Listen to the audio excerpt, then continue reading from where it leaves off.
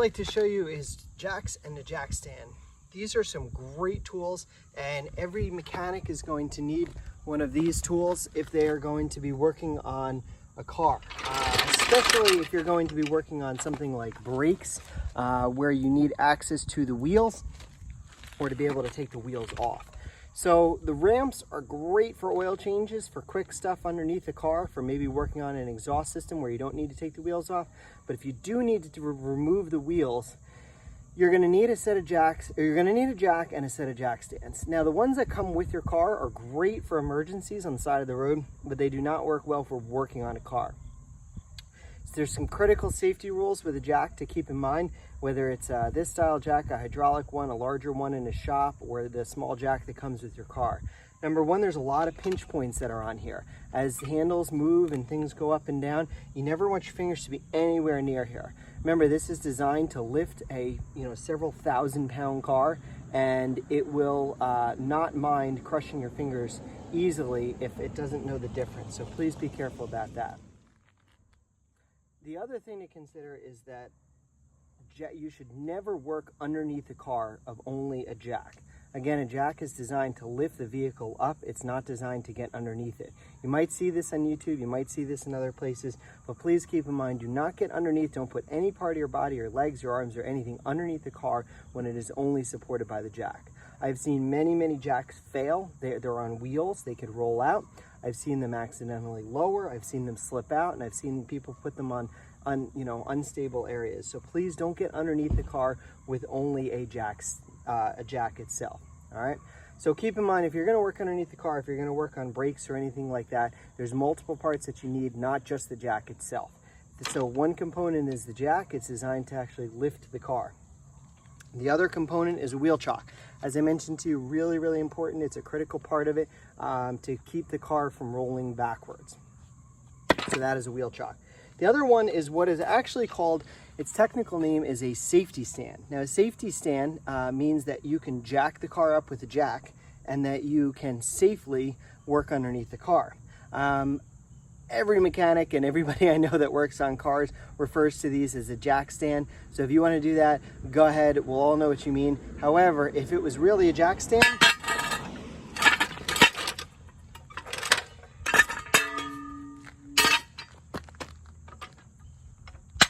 it would be for holding the jack up, and we don't do that. So a safety stand, otherwise known as a jack stand, is a really great tool that once the car is up and off the ground, they actually have these teeth on them. You can put them on the ground and you can raise this up and it will lock in place and it will keep the car from lowering down. At that point, you can actually remove the jack and the car will lower down and sit on this safety stand in a good secure place. Some really critical things to this. Once again, many pinch points all inside of here, so please be careful about that. When you do release these, which you wouldn't be able to do if the weight of the car is on them, but when you do release them, you lift this up and it will come down. As you can see, that came down with a lot of force. If your fingers were in there, that would be a problem. The last thing is make sure that they're on a real good stable ground. As I mentioned to you with the ramps and everything else, you don't want to put this on mud, on rocks, on dirt, on somewhere where when you put the weight of this, it's going to sink into the ground. You want it to be on good stable ground, okay? They make a lot of different sizes of these. This is a pretty nice standard duty set. It's a 3.5 ton or 7,000 pound per each jack stand. So these are pretty heavy duty. What that means is one of these alone would hold up this entire car. I showed you in the last video the concept of gross vehicle weight restriction or rating. And I know that this car at most could weigh about 6,500 pounds, so this would easily lift it. But keep in mind, you're not lifting the entire car. If you're lifting one corner of the car, you're only lifting about a quarter or a third of the weight of the car. If you're lifting the whole front end, you might be lifting about 2/3 of the weight of the car. Not half the car, because you also have to account for the weight of the engine and the transmission, but you're lifting, you're not lifting that much. So make sure that you do have a set. If you had a set that was only good for, let's say, 2 tons, 4,000 pounds, you wouldn't want to try and lift up a 10,000 pound, F350 with that. You would want a good heavy duty set. So they make these much larger for bigger trucks. They make them small for lightweight cars. If you're working on a little, Honda Civic or Subaru or something, you can go with a much lighter duty pair. These sit right in between. I've had them for many years. They've been good to me. The other thing is give them a good inspection, as I mentioned with the ramps. These are made of metal. You want to make sure that they are there are no major cracks or major rust, other than some surface rust on them, so take care of them. And also something that's new this year that I'm adding to the lesson. Last year, Harbor Freight recalled a whole bunch of jack stands because they were actually collapsing. They were coming apart on the people. So do just make sure that you have a decent quality set, that there's no recalls on them or anything like that. So again, as a complete set here, a jack, a set of jack or safety stands, and a wheel chuck. These are things you can also buy at Home Depot. A little lighter duty set might be about $100, $150. You can get them in a number of different places, but this is the sort of stuff that you would need to be able to lift a car. So at this point, why don't we take a break and we'll go over and take a look at how do we use these tools to actually lift up a car. Okay, so before we can get started on how to actually jack or lift up a car, you need to know, once you have a jack, where do you actually place the jack? Now, what I've done here is I've taken out my owner's manual, and I know for many of us, we feel like, why should I read directions? Well, the owner's manual is a great place to start. It used to be very clear when we had chassis on cars, so big heavy-duty metal frames, where we would place the jack. These days, it can be a little bit tricky to find the proper place to hold the jack, and it can also be a little bit risky if you put it in the wrong spot. The last thing you would want to do is jack up a gas tank or a fuel line or something like that, where you can cause some damage to the car. So what I've done is I've gone into my vehicle manual, I've looked at changing a spare tire, and you can see right here up close, don't mind the helicopter in the background, sorry, you can see place the jack under the appropriate jacking point. Now it's kind of indicating where that is. Some cars might actually tell you some more specifics about it.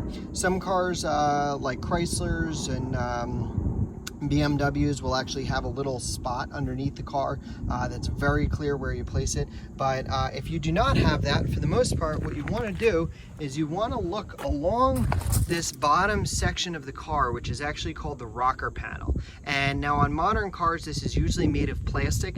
We usually don't want to lift up any part of the car by anything that is plastic. So what you want to do is you want to do a little bit of a visual inspection for the rocker panel and see the different places where you're going to lift the car. The best place to actually place the jack is as close to the wheel as possible. So if it's in the front, just behind the front wheel. If it's in the back, just behind the back wheel. Now the problem is that's also the best spot for the jack stand. It's pretty hard to put the jack and the jack stand in the same exact spot, so we're going to have to maneuver around that a little bit. For now, we're just going to focus on jacking the car up. Again, you can jack the car up and take the wheel off. As long as you don't put any part of your body underneath the car while you're doing it, you can use just the jack. So what I'm going to do is I'm going to get in a little bit closer here. I'm going to look nice and close under the rocker panel and look at where to actually jack up the car. Now, as I mentioned to you, some parts are plastic, so if you can look right here, this is actually made of plastic. We're not focusing on that. This car has a fairly clear place to put the jack, and it's actually right here. You can see this part that's sort of, it's made of metal. It sticks down a little bit more lower than the rest of the car, and it's a nice clear spot to put it. Many cars are going to have what's called the pinch weld. It's the part where the body of the car meets the chassis part of the car on a unibody style car, and it's welded together. They sort of pinch it together and weld it with some spot welds, and many times we're going to be working along that. There really is no other good spot on this car to put that, so I don't have to worry about that too much, but I'll see if I can locate a good example of a pinch weld for you. All right, other things you got to be careful about underneath the car, as you can see, there's suspension components, there's exhaust components, there's the drive shaft, and all sorts of things. You want to make sure that you never put the jack under one of those things. They're just not strong enough to actually lift the car. When you do start to know your way around underneath the car a little bit, you might recognize some major chassis parts of the car, and that would also work well. But please don't do that unless you're 100% positive that that's going to be strong enough to lift the car. Now you'll notice on this car, this Jeep, there's actually a really nice little arrow that points to where that jack goes, and that's going to be really handy for you. So look around carefully. Sometimes you'll find some things like this. It's not all that easy to find, but once you do have that located, you can see this car actually has that pinch weld that I'm talking about, that I was talking about, and you can see looking right along here, this whole seam is actually pretty strong. It might dent on you a little bit if you put a jack there, but it's not really a major part. And believe it or not, where that arrow is pointing to is really just right in here. So kind of a general area. The jack that comes with the car will probably fit into the hole, but the rest of it will just sit somewhere along this pinch weld. And again, we're going to spend a lot of time this year kind of examining different cars and looking at the pinch weld. If you have a bigger truck or something that actually has a chassis, you've got it pretty easy to lift up the car. If you look here underneath this, you can actually see this big heavy-duty metal chassis to the car, and that allows you anywhere along there, you can jack the car up. So you can kind of you know, it's easy to see. The only thing that you want to be really careful about, if you do have a step on the side of the truck, something like this, you want to make sure that you don't put the lift up on that and damage that. These are made of nice chrome, and they're made of nice you know, pieces that you don't want to actually damage. So again, if you use the chassis part of this and put the jack underneath there somewhere, you should be in good shape. So after you've identified the location of the jack, where you're going to place the jack on the car or truck, the next step is to make sure that you're familiar with your jack. This style jack here is what is personally my favorite. It's called a hydraulic service jack. It's a little bit more of a compact style. In the shop we have a much larger style, and once again, just like the jack stands or safety stands, they have a maximum lift rating. So as you can see on the front here, it says 2.25 tons, so that's 4,500 pounds. Now keep in mind, I talked to you about the gross vehicle weight, and that might exceed that of the jack, but please keep in mind, we're not trying to lift the entire weight of the vehicle. You are lifting, even though it's only one side or one corner, you're lifting probably a little more than a quarter, more like a third of the weight of the car. So this is more than capable of doing that. Hydraulic jack has wheels allowing you to roll it around. Typically they are metal wheels because they have to be able to withstand the weight of the car, so they don't roll real easy. They roll fine on concrete floors, but little tiny rocks, pebbles, and stones can easily catch them. Pretty much everything is made of metal, and as I mentioned to you, there's a lot of little pinch points on there, so please be careful of that. Also, if it happens to roll over your toe, you're going to be in trouble. So this is one of the reasons why we talk about closed-toe shoes in the shop. Each jack is going to have some form of a handle to it. As you can see, this one has a nice handle. Some of them, like the one that we have in the shop, is actually made of or it's still steel, but it has a pad over it to keep you from damaging the car. And this one being sort of a standard steel jack, they also make what used to be called a racing jack, but now it's just a lightweight jack, and that's made out of aluminum. This particular one's made out of steel. The aluminum ones are nice. They used to use them. We used to see the guys in NASCAR kind of throw them underneath the car, pick them up and move them around, and those are great, especially if you have a little bit more of a smaller compact car, but they have a little bit of difficulty lifting a heavier car. Now, in order to operate the jack, again, if you're going to sort of roll it around, you take it by the handle and you can kind of move it around back and forth. As we mentioned with the jack stands, make sure that you're on a real good stable surface. You don't want to do this on gravel. You know, if you take gravel or something, dirt like that, it's going to be a little bit tricky. So make sure you're on a good surface. In order to activate the jack, you're actually going to come up to the handle and you're going to twist it. If you twist it all the way to the right or clockwise, it will actually lock the jack in place. And at that point, once you actually start pumping the handle back and forth, you'll see that the jack starts to raise. In order to lower the jack, you're going to twist it the opposite direction, and there's going to be a little spring in the jack, and the more you loosen it, the quicker it's going to move down. You can see if there's no weight on it, it's going to move pretty slow, but you can also push it down a little bit quicker. Now, as you get more familiar with the jack, you also have to be careful. We sort of what's called finesse the jack a little bit, and that's when you have the whole weight of the car and the jack is locked. When it's time to lower the car, you don't really want to just take and quickly turn it, because the car is going to drop to the ground real quick. You want to avoid doing that. Instead, you want to kind of take two hands on it and you want to slowly loosen it. And the slower that you go, the slower that the car will come down. You want to maintain control over the car. You don't want to drop the car. So that's really important to remember as well. So to begin with, we can actually keep the jack on the loose side. We can start to slide the jack, and then do this one hand here. underneath the car. We're going to locate that spot where the jack is going to go. In this case, you can see that right here. I'm going to line the jack itself up with that spot. I want to sort of keep the jack as parallel to the perpendicular to the outside of the car as possible. Make sure I'm not on too big of a hill. And before I forget as well, really important is that wheel chock. So when you go to jack the car up, if I'm going to jack the front of the car up, let's say this front driver's side corner, I want to put the wheel chock in the opposite corner. So the total opposite side of the car would be the passenger side rear. So I'll go back there, make sure that's done. I'm going to go back over to my jack. Now that I know it's pretty close in position, I'm going to turn and make sure that that handle is nice and tight. And I'm going to come underneath here, look for my jack point, and start to jack the car, or jack the jack up. I'll pump the handle. I'll sort of bring it back and forth and pump it. And as it starts to get a little bit closer, I might need to move the jack around just a little bit. And there's also this pad. This pad is actually made of steel. You might want to kind of turn it a little bit just so that you have it in a good stable position and that it's going to hit right in the center of the pad.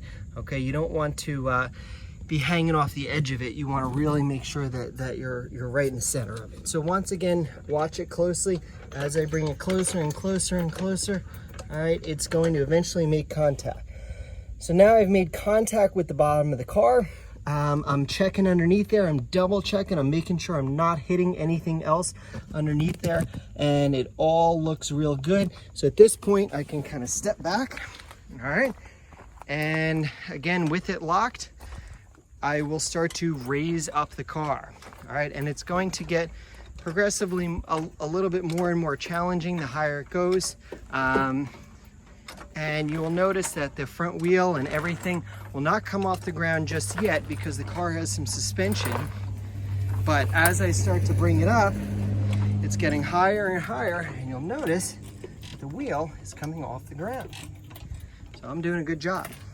You'll notice that the rest of the car is also starting to raise a little bit. All right, this whole side of the car kind of came up a little bit. The other side of the car is going to be, raised a little bit as well. But if my focus is on this wheel, let's say I had a flat tire or I was going to work on this brake, then I am doing pretty good because it is off the ground. At this point, I can, if it wasn't in gear, I'd be able to spin it as well. So again, I can continue to jack the car up as much as I want until it's in a nice safe position and I'm good to go. At this point, I would either put a jack stand in or I would go ahead and change my tire, which is another lesson for later on. But what I'd like to do is just simply show you how to now lower the car. In order to lower the car, I will take my jack handle, I'll kind of bring it up here. And as I mentioned to you, I want to slowly turn it. I'm going to focus on this and I'm going to slowly break it loose. And you can see I could stop it at any point, but I went a little quick there because I'm trying to do it with one hand. But I'll slowly bring it down, and once it's lowered fully onto the ground, the jack will continue to lower. If it doesn't lower all the way, you can push it a little bit down as well and bring it out of the way. So I have successfully raised the car and lowered the car. The one last thing I always need to remember to do, which I always seem to forget, is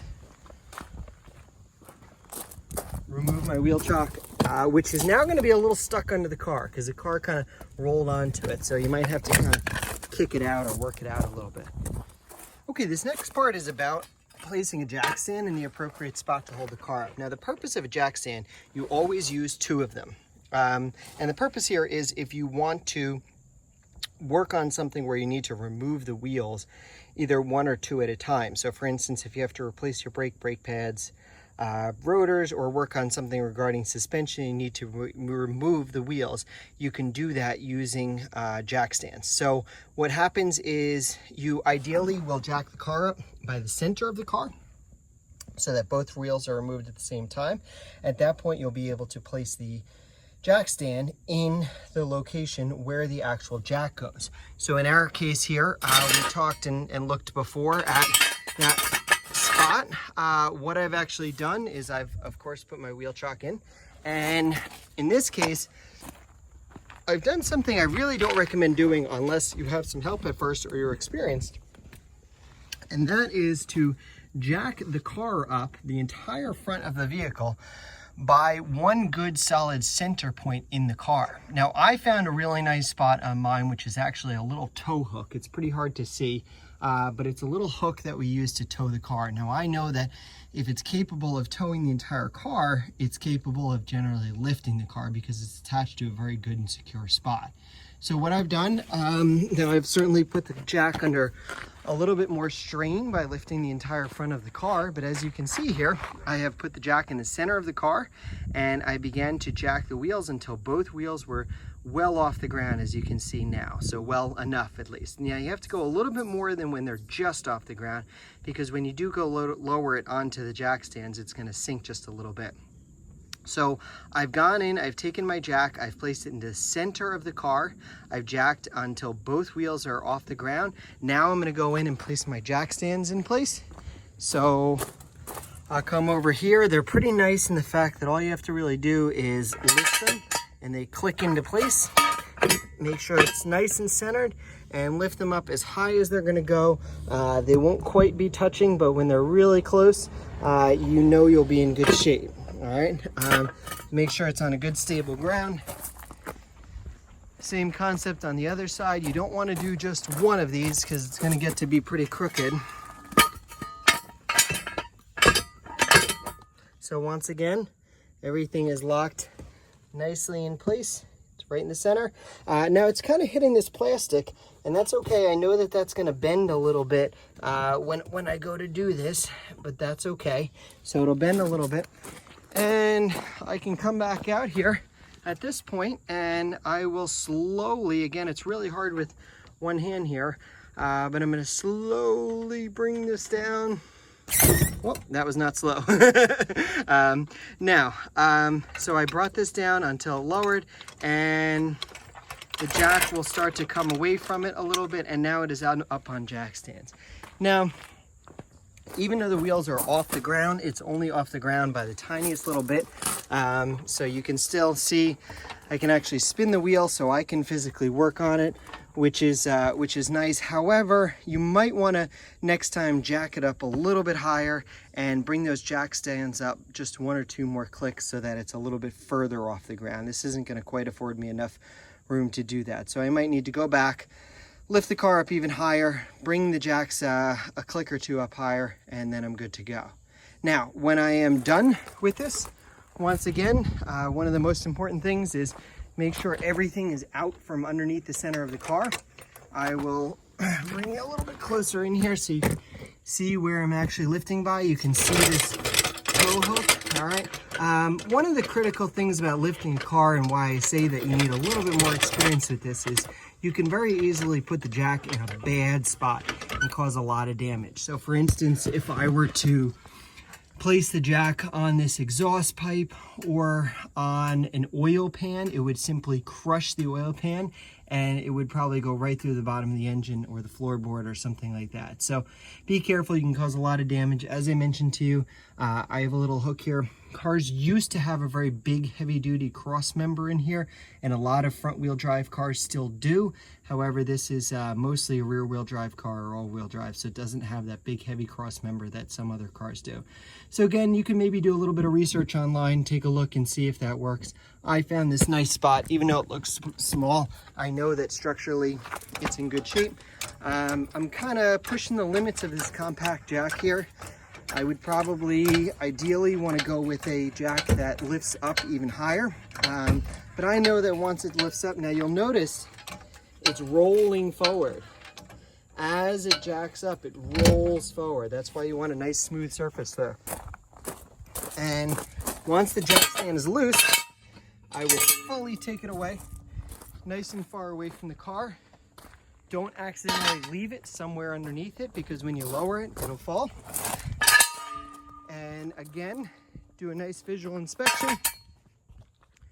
Make sure you don't have anything left underneath the car, no tools, no ramps, no nothing else. And Once again, it's gonna be a little fast because I only have one hand here, but I will slowly, that was pretty good actually, bring it down gently and easily until it is fully down on the ground. I'll lower it. I will lower the jack all the way. It's a little bit stuck.